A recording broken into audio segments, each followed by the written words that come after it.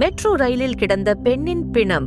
அன்று காலை 6:45 metro rail மெதுவாக பிளாட்ஃபார்ம்க்கு நுழைந்தது.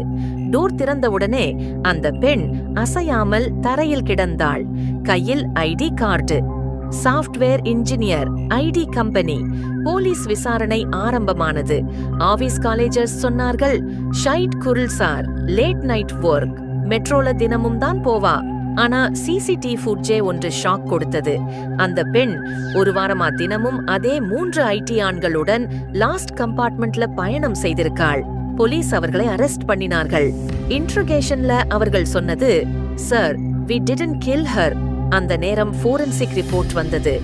அந்த 3 ஆண்கள் இன்றும் மெட்ரோல் பயணம் பண்ண முடியல.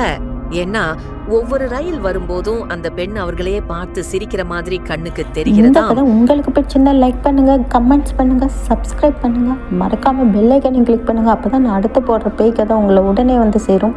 நன்றி ஃப்ரெண்ட்ஸ்.